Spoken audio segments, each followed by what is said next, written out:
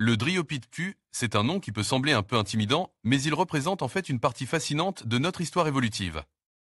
C'est un genre éteint de primates qui a vécu il y a entre 14 et 7 millions d'années, et il est considéré comme un ancêtre potentiel des grands singes, y compris les humains.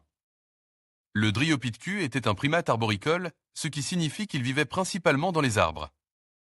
Il avait des bras longs et puissants, des mains préhensiles et une queue préhensile, ce qui lui permettait de se déplacer facilement dans les arbres. Il se nourrissait probablement de fruits, de feuilles et d'autres matières végétales. Les fossiles de Dryopithecus ont été découverts dans plusieurs régions d'Europe et d'Asie, ce qui suggère qu'il avait une large distribution géographique. Les études sur ces restes fossiles ont révélé des caractéristiques intéressantes qui le rapprochent des grands singes modernes. Par exemple, sa mâchoire et ses dents étaient similaires à celles des gorilles et des chimpanzés, suggérant une alimentation similaire. Cependant, le Dryopithecus présentait également des différences significatives par rapport aux grands singes modernes. Il avait un cerveau plus petit et une structure osseuse différente, ce qui suggère qu'il n'était pas aussi intelligent ou aussi agile que ses descendants.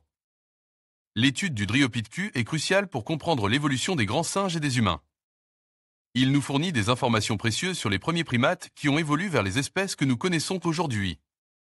En examinant les fossiles de Dryopithecus, les scientifiques peuvent reconstituer l'histoire de notre évolution et comprendre les changements qui ont conduit à l'émergence des humains. Bien que le Dryopithecus soit éteint depuis des millions d'années, son héritage se poursuit dans notre ADN. Il nous rappelle que nous sommes tous liés à une longue lignée d'ancêtres primates et que notre évolution est un processus continu. Le Dryopithecus, c'est un singe qui a vécu il y a entre 14 et 5 millions d'années. Il était présent en Europe, en Asie et en Afrique. On le retrouve dans les fossiles et c'est grâce à eux qu'on peut reconstituer son apparence. Le Dryopithecus était un primate de taille moyenne, avec une taille qui pouvait atteindre 1,50 m. Il avait un corps robuste, avec des bras longs et puissants et des jambes plus courtes. Sa tête était petite, avec un museau saillant et des dents adaptées à un régime alimentaire varié, composé de fruits, de feuilles et de graines. Le Dryopithecus était un animal arboricole, c'est-à-dire qu'il passait la plupart de son temps dans les arbres. Il se déplaçait avec agilité, utilisant ses longs bras pour se balancer de branche en branche. Il était également capable de marcher sur ses 4 pattes au sol. Le Dryopithecus vivait dans des forêts tropicales et subtropicales où il trouvait de la nourriture en abondance.